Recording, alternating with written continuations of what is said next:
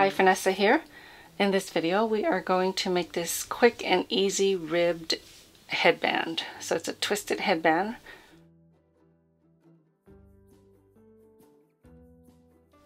I do have a knit twisted headband. It's a little different, but the construction is the same. So I'll leave a link for that if you're interested in it. Okay, so this is about 4 inches wide, and it's for my head, which is 21.5 circumference. The stitch used are just slip stitches, and it is very stretchy. So I used a cotton blend for this project. This is Lion Brand's twisted cotton blend. See the texture on the yarn? Reminds me of dewdrops. A pair of scissors. For this yarn here, I used USK 6.5 millimeters.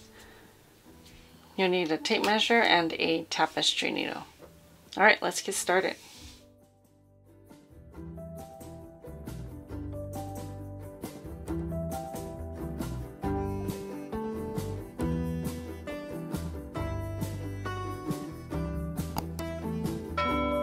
Okay, so we're going to start with a slip knot. Hold your tail end, take your working yarn, wrap it around your fingers over your tail, insert your hook into the loop to grab the working yarn. So I'm going to chain 15. That gave me about 4 inches. So this chain stitches is going to be the width of your headband. So if I wanted to double the size and make it 8 inches, I would have to chain about 28. So I'm going to chain 15.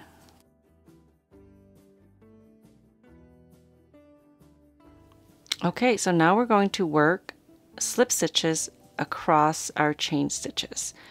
Okay, so we're going to work into the second chain from the hook. Here is the first chain and there's the second. You're going to insert your hook through either 1 or 2 loops. That's really up to you. Yarn over, pull up a loop, and then pull through the loop on your hook. Okay, that's 1 slip stitch. Into the next stitch, yarn over, pull up a loop, and then pull through the loop that's on your hook. Okay, so I'm going to be working 1 slip stitch in every chain stitch, and I'm going to end with 14 slip stitches. So you'll end up with 1 less stitch than you started with your chain stitch.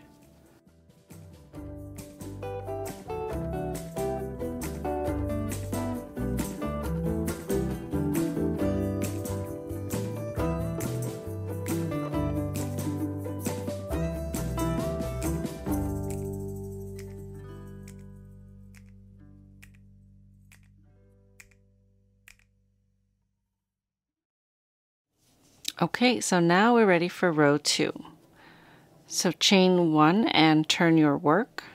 Now we're going to work through the back loops of every stitch. Okay, so this loop here is on my hook. This next loop is actually the chain 1, so don't work into that. This is going to be the first stitch that you'll work into. So we're not working into both loops like this. We're going to work through the back loop only. This is the front and this is the back. The whole pattern is just going to be slip stitches through the back. Okay, so insert your hook right into that back loop of your very first stitch, yarn over, pull up a loop, and then pull through the loop on your hook. Next stitch through the back, yarn over, pull up a loop, pull through the loop on your hook. So continue that all the way across.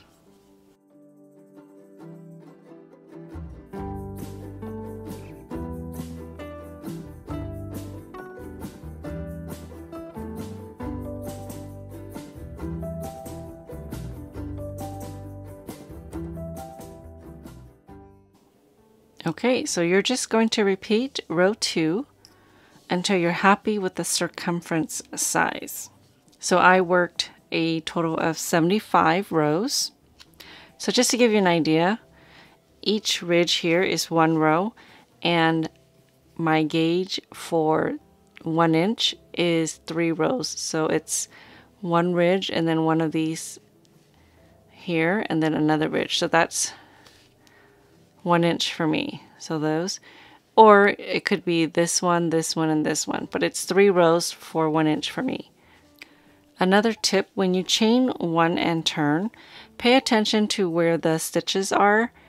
So here you can see the loop for your chain one, and then this is the very next stitch that you want to work into. Remember, we're only working through the back loops. And the reason why I say that is with slip stitches, sometimes it can be a little confusing. There seems like there's stitches on all sides. This yarn, you can't really tell, but if you're using a solid yarn, you can see several different loops. If you're a beginner, it's a little hard to tell which one is actually the right stitch that you need to work into. So just follow the loops from your hook and then your chain one, and then the very next one is where you work your stitch. So just follow those stitches and you'll be okay.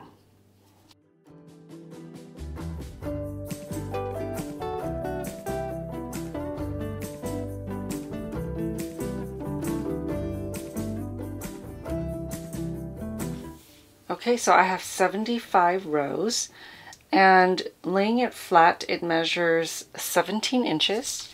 But if you give it a stretch, you should get a feel of how long it'll stretch out.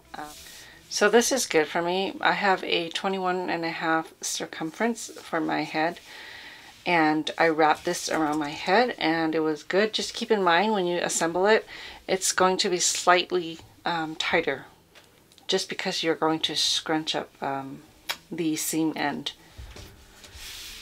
Okay, so when you're happy with the size or the length of your band, you're going to assemble it. Okay, so cut a long tail. I think this is about 12 inches. So go ahead, yarn over and then pull it through, all the way through, tighten that. Okay, you're going to bring the short ends together and you're going to fold each end in half like this. Okay, now you're going to place them in between each other. So basically it's hugging each other. Okay, that's how you're going to work through the ends to sew it up. At this point, your band is still reversible. So really at this point it's preference on which side you want to consider your wrong side and which side you want to be your right side. So I don't really care. I'm just going to bring my ends together here. Again, fold them in half this way and place them together.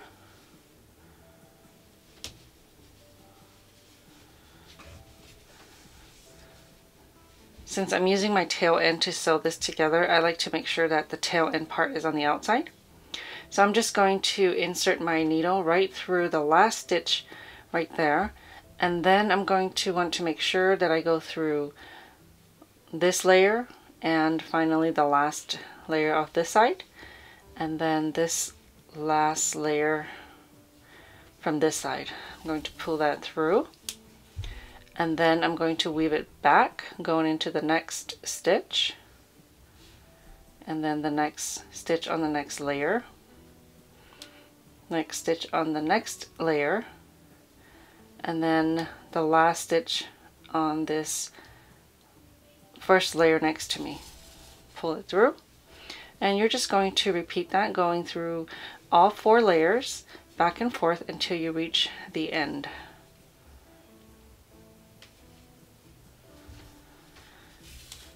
If you want, you can also count your stitches. So you have 14 stitches divided by 4. That's roughly 4 stitches with a couple of extra left. So you just want to make sure that they're even or sort of even. I wouldn't be too worried about it. If you are, you can go ahead and count your stitches.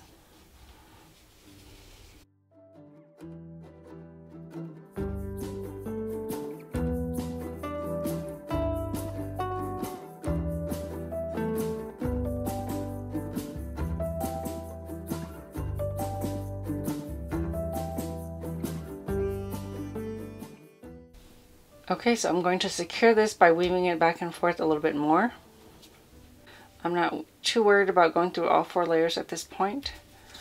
I just want to make sure that it is secure.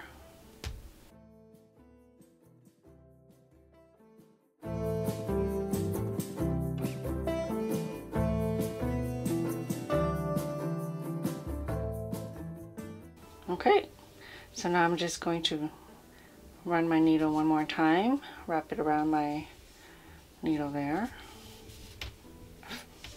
And then you can weave in your ends.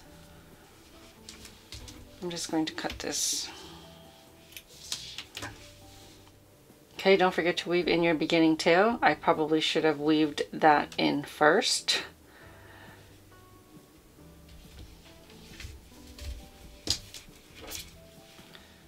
Okay, so where you seamed, it's going to be your wrong side, so you want to flip it over, and this is going to be your right side. Okay, thank you so much for watching. I hope you've enjoyed this video. Don't forget to subscribe for future videos. I'll see you next time.